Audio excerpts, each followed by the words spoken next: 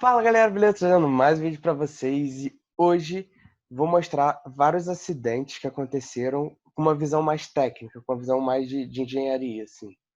Então vamos lá. Para começar, a gente tem uma plataforma de uma casa de festas, que ela eram 2 andares. Dá para ver aí que foi uma tragédia, né? Foi uma coisa bem grande. E como é que isso aconteceu? Era meio que uma varanda que era pendurada, uma plataforma, e embaixo já tinha outra. Então, as duas eram sustentadas por uma haste. Então, de projeto, como é que era? Tinha uma haste presa no teto, aí descia, aí tinha uma plataforma, que era apoiada por uma porca, e a haste seguia para baixo, onde tinha outra plataforma, também apoiada por outra porca. Mas aí a haste que foi comprada curta. Aí o que fizeram? O pedreiro olhou, eu tenho como emendar essas hastes, eu posso fazer de uma forma que não vai precisar comprar outra. E aí ele fez conforme está nessa figura da direita. Vinha a haste de cima, ele prendeu numa plataforma, aí dessa plataforma ele botou outra porca e prendeu a plataforma de baixo na plataforma de cima. Para o parafuso isso não é problema nenhum, é tranquilo.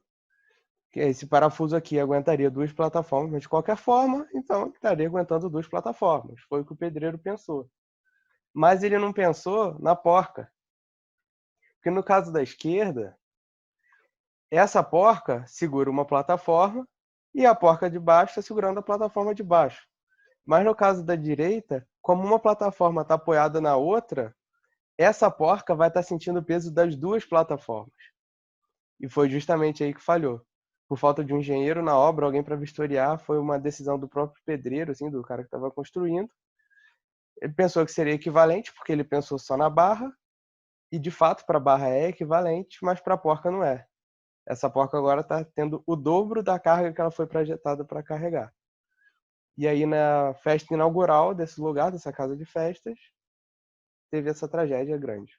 Além disso, a viga da plataforma ela não era uma viga caixão, mas eram duas vigas em si soldadas. Então a porca estava apoiando justamente na emenda, na solda, e a gente sabe que toda emenda é ruim estruturalmente. Então foi um fator que somou para essa tragédia que a gente pode ver aí que foi bem feia.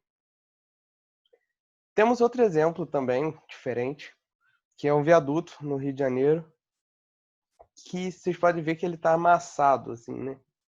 Podem estar pensando em vários motivos, o que que aconteceu, ou passou um caminhão muito pesado, alguma coisa do tipo, mas na verdade não. O motivo para ele estar assim foi um incêndio que aconteceu embaixo dele, foi um incêndio muito forte, e a estrutura metálica dele não resistiu, aconteceu o que a gente chama de fluência. Fluência acontece que quando você bota um determinado peso, uma determinada força na estrutura, quando você aumenta a temperatura, ela se deforma mesmo com a força constante. Não é uma mola que você está lá, com o movimento relaxado, você aplica a força, ela encolhe um pouco. Você aplica uma força maior, ela encolhe mais. Não, no caso da fluência, você faria a força na mola e ela sairia se deformando assim para sempre, vamos dizer. É um pouco contraintuitivo e isso só acontece em temperaturas maiores. Então aconteceu um incêndio embaixo da ponte, e aí aconteceu fluência nas vigas e a ponte foi entortando para baixo. A gente pode ver até nessa segunda figura que aconteceu fluência no poste também. O poste ficou. Não teve um carro que bateu no poste. O poste ficou mais mole, vamos dizer assim, justamente por causa do calor. E ele acabou fletindo aqui. Foi só o próprio peso dele que fez ele dobrar assim. E curioso que depois que apagaram o incêndio, controlaram tudo, a, a estrutura da ponte estava íntegra. Depois que a viga esfriou, poderia continuar passando o carro ali sem problema nenhum. Os engenheiros poderiam autorizar. Só que, obviamente, ela foi reformada porque seria inviável um carro passar nesse buraco aí, bateria o fundo, enfim, imagina em alta velocidade o acidente que não poderia causar. Antes de falar do próximo tema, eu vou explicar o que é fadiga. Não sei se vocês já ouviram falar, mas basicamente você pode aplicar vários carregamentos que um determinado corpo foi feito para suportar e mesmo assim ele quebrar.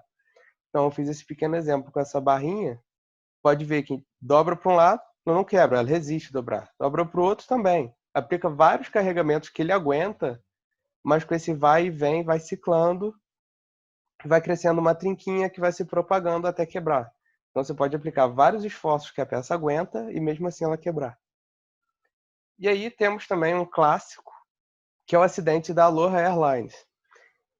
Ele foi um avião que falhou por conta de fadiga, e justamente como no caso da barrinha ali, dobrando e desdobrando, o avião também recebe ciclos. Só que no caso do avião são ciclos de pressão. Toda vez que o avião está a nível do mar, ele está a pressão interna igual à pressão externa, que é a pressão a nível do mar. Quando ele decola e vai lá para cima, a pressão interna do avião acaba sendo maior que a pressão externa. Então o avião tem uma força assim de dentro para fora. E aí é aquilo, o avião é feito para resistir a essa força. Aí depois o avião desce, aí ele sai essa força. Aí o avião sobe de novo, entra essa força. Ele desce, sai essa força. Aí fica aplicando vários carregamentos que ele aguenta até que uma hora quebra. Esse caso, por que aconteceu isso? Isso não é muito comum. Porque esse avião era lá do Havaí e ele fazia várias viagens curtas. Então ele fazia muitos ciclos de pressurização e despressurização. Um avião que voa longas distâncias não tem esse problema, porque ele vai ter um voo, sei lá, de 14 horas, tendo um ciclo de carregamento. Não importa o tempo que ele fica pressurizado, mas quantas vezes ele pressurizou e despressurizou. Então, como esse avião fazia voo só entre as ilhas do Havaí, voos curtos, ele tinha muitos ciclos. E com isso foi crescendo umas trinquinhas que em algum momento durante esse voo que cresceram e quebrou uma parte da fuselagem, uma parte pequena, de em torno de 30 centímetros por 30 centímetros. O que não seria problema, porque o avião é feito em placas pequenas justamente por esse motivo. Qualquer coisa que aconteça com uma delas, perde aquela placa e continua. O resto do avião continua íntegro. Só que por um azar enorme, embaixo de uma placa dessas, naquele momento, tinha uma aeromoça em pé que estava servindo a comida para os passageiros. E por causa da diferença de pressão, teve um vento muito forte de baixo para cima e ela foi sugada para fora do avião. Só que não foi sugada somente para fora do avião. Como a placa é pequena, os ombros dela bateram na placa, então ela tapou o furo. E quando ela tapou esse furo, o ar que estava saindo em alta velocidade foi tamponado, acontecendo um golpe de ariete e aumentando muito a pressão local. E justamente isso, o corpo da aeromoça acabou arrancando junto, trazendo esse impacto e arrancando várias partes da fuselagem junto. E, por incrível que pareça, só teve uma fatalidade, que foi essa aeromoça. E os demais passageiros tiveram só ferimentos leves, causados mais pela esfoliação do vento em alta velocidade no rosto, mas somente ferimentos leves. Tem outro caso de fadiga, que seria até um caso mais de perito. Por exemplo, olhando esse avião, como que a gente poderia saber se foi barbeiragem do piloto ou se era algum problema do próprio avião? Então, nesse caso era fadiga, a gente pode ver que os pneus estão cheios e estão em bom estado. Inclusive, eles são feitos para esvaziar em caso de pressão muito forte. O trem de pouso não dá para ver aqui, mas também está inteiro, está tudo inteiro, só essa parte de trás do avião quebrado. Então, toda vez que o avião pousa, por inércia, essa parte de trás faz uma força para baixo, e com o tempo foi crescendo uma trinquinha aqui, até que nesse voo específico ela terminou de crescer, e a velocidade dessa trinca é cada vez mais rápido. Para crescer 1 milímetrozinho, ela demora muito, mas depois para crescer o último metro é muito rápido. Pode chegar até a ordem de quilômetros por segundo. Então, chegou nesse dia que acabou fraturando. Outro acidente de fadiga que aconteceu na Alemanha foi o maior acidente ferroviário da história da Alemanha. Foi esse daí, que tiveram muitas mortes, inclusive, e foi causado por uma das rodas. Esse avião, esse trem, tinha um histórico de vibração na cozinha. O pessoal do serviço de bordo reclamava muito que era difícil de servir, que vibrava muito, derramava as bebidas. E chegou os engenheiros que foram refazer parte do projeto para tentar melhorar essa vibração. Cogitou-se fazer toda uma suspensão com amortecedores e tal, o que para um trem extremamente pesado seria muito caro e demoraria muito. Então o que eles fizeram foi pegar a roda que já tinha, botar uma camada de borracha em volta dela e botar uma camada de aço em volta da borracha para proteger essa borracha. Só que o que aconteceu é que, por essa borracha ser flexível, tinha um jogo nesse aro externo. Então, toda vez que a roda girava, o peso deformava ela um pouquinho assim. Ela dava mais um quarto de volta, deformava assim. Aí dava mais um quarto de volta, deformava assim de novo. No outro quarto, deformava assim. Então, a cada volta, tinham 2 ciclos de fadiga nessa roda. Tinham 2 ciclos de carregamento. E uma roda girando a alta velocidade, imagina quantas vezes uma roda gira. Para cada vez que ela gira, são 2 ciclos. Cresceu uma trinca que se propagou, quebrou esse aro externo da roda, que inclusive foi lançado para dentro da cabine, acertando um passageiro. E não bastasse isso, tinha uma bifurcação logo onde o trem estava passando.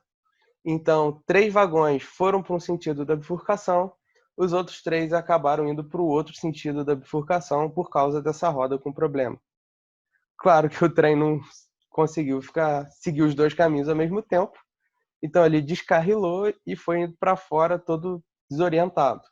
Não bastasse isso, também tinha um viaduto na frente, que o trem acertou com tudo, derrubou, pegou fogo, tudo mais. Por isso que foi um dos maiores acidentes.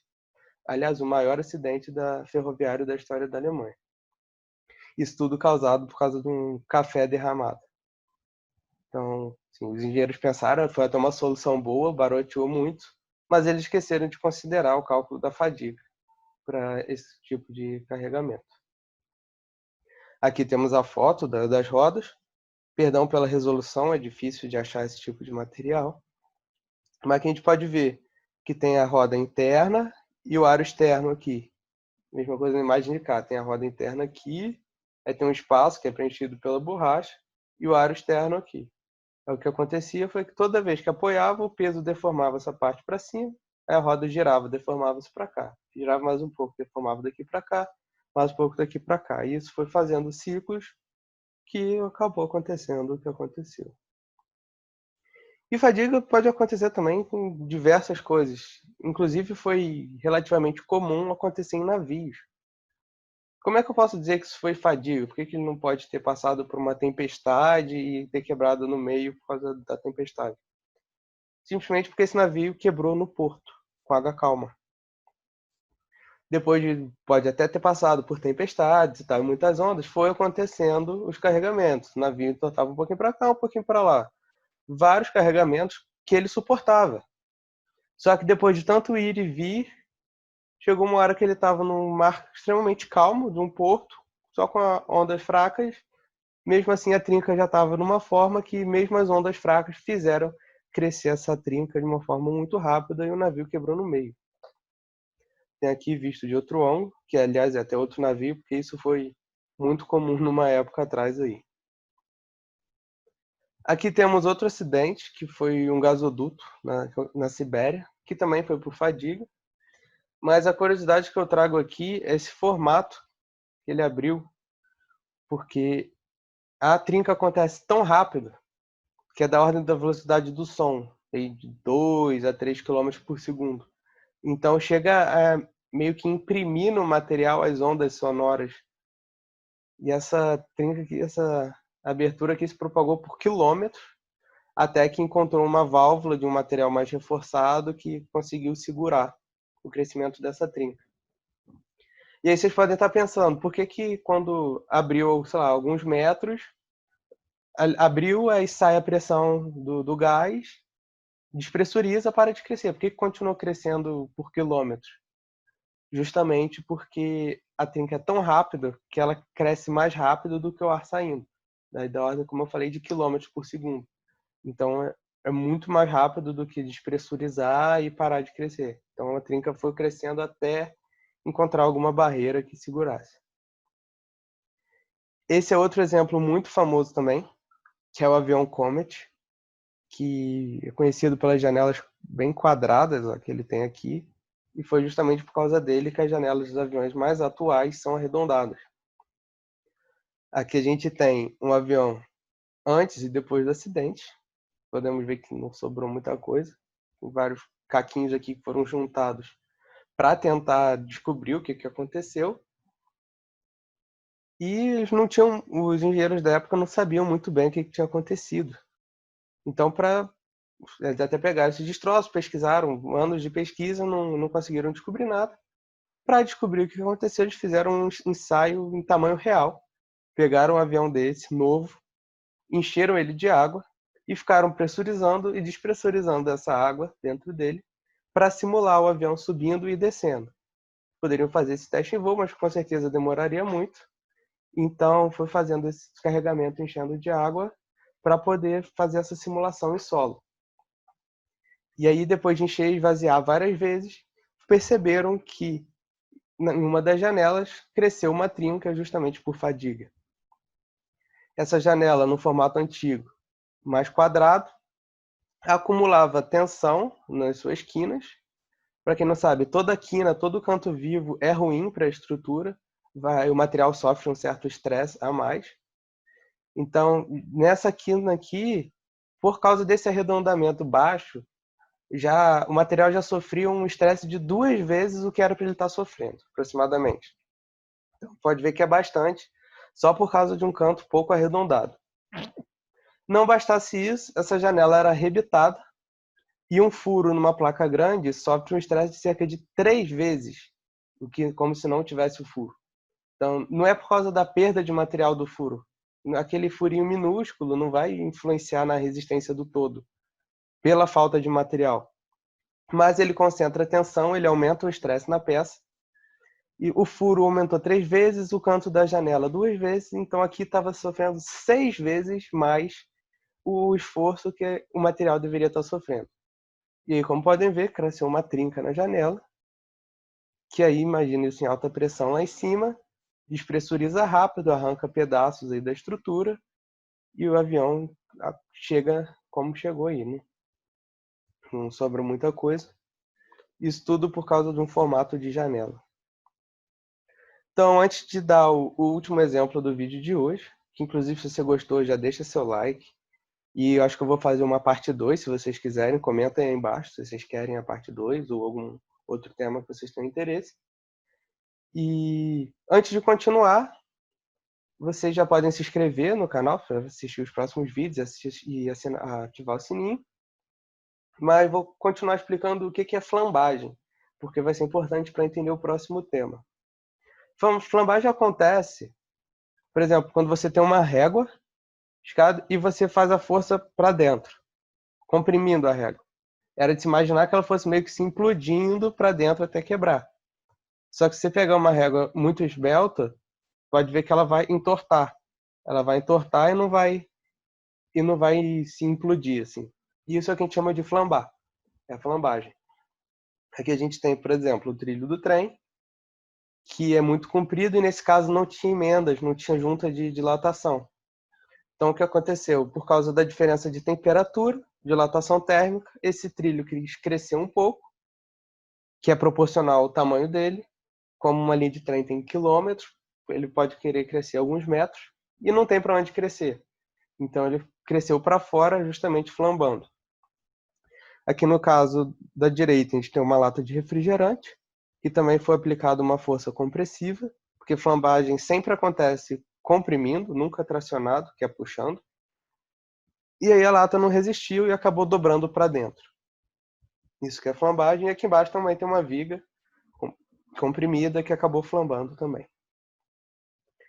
Então, vou dar o exemplo agora das Torres Gêmeas, que muita gente acha que elas caíram porque o avião acertou nela. Acertou ela, então teve aquele impacto e elas caíram por causa do impacto.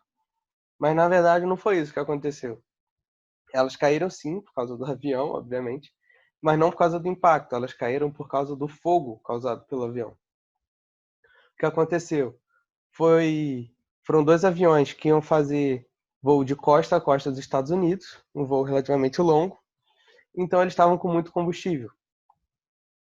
Esses aviões acertaram um andar do alto, isso foi importante, depois eu vou explicar, e começou um incêndio.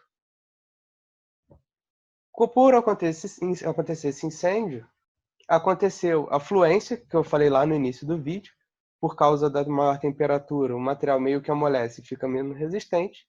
Por conta da fluência, as vigas aqui flambaram, Então, todo esse bloco de andares que tinha acima do local do impacto com o avião caíram em cima do resto dos andares. Por isso, teve um impacto muito forte, porque eram vários andares aqui caindo em cima dos outros. E por causa desse impacto, várias vigas nos andares inferiores acabaram flambando também.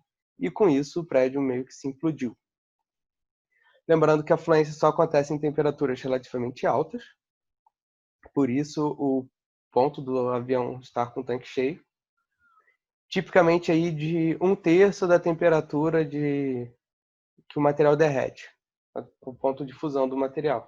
Aqui estava acima de 800 graus, pelos estudos que fizeram. Então, com certeza, estava acima de 1/3 da temperatura de fusão do aço. A estrutura era toda de aço, é outro ponto também importante. Se fosse de mais de concreto, provavelmente isso não teria acontecido dessa forma. E aí tem outra representação aqui de outro ponto interessante. Ó, a Torre Sul, ela caiu quase 1 hora depois do impacto. E a Torre Norte quase 2 horas depois do impacto. Então o pessoal acha que bateu o avião e caiu o prédio. Não foi bem assim. E outro ponto que foi muito bem pensado pelo lado dos terroristas foi aonde acertar o avião. Porque se acertasse o avião muito embaixo, perto da base, os bombeiros rapidamente chegariam, apagariam o incêndio e provavelmente o prédio não teria caído. Contrapartida, se o avião tivesse acertado muito em cima, provavelmente aconteceria tudo isso, a flambagem, a fluência e tudo mais, mas o peso dos andares superiores talvez não seria muito grande para flambar e para causar um impacto no resto da estrutura. Então, o andar que o avião acertou foi calculado para ter esse efeito trágico. E outro ponto que pode se ressaltar é que a Torre Sul, que o avião acertou mais embaixo, demorou menos tempo para cair, porque como acertou mais embaixo, para uma mesma fluência, tem muito mais força em cima, então vai falhar antes. Então demorou cerca de 1 hora, aqui entre o andar 77 e 85. Já na outra torre, que o avião acertou entre o andar 93 e 99, ou seja, tinha muito menos peso de prédio aqui em cima, demorou mais para falhar, porque tinha menos peso forçando aquela viga a flambar. Então precisava de uma temperatura maior e de mais tempo para as vigas irem se deformando com aquele calor, que a fluência também depende do tempo, para conseguir cair aquele bloco de andares, causar um impacto e tudo mais.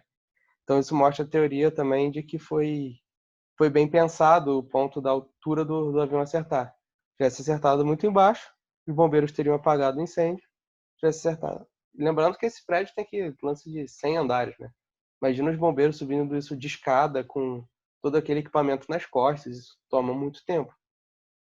Então isso foi levado em consideração por quem projetou, que foi um engenheiro até, né, que organizou esse atentado. Então ele levou tudo em consideração e como engenheiro ele fez um trabalho muito bem feito, vamos dizer assim, do ponto de vista da engenharia, né, não do ponto de vista ético e tal. Enfim, mas isso aí não vem ao caso. Então, se vocês gostaram desse vídeo, é uma coisa totalmente diferente que eu quis trazer aí para vocês. Eu nunca vi nada parecido, assim, esse compilado de coisas. Então já comenta aí se vocês gostaram, deixa o like ou dislike se vocês quiserem. E até a próxima. Valeu!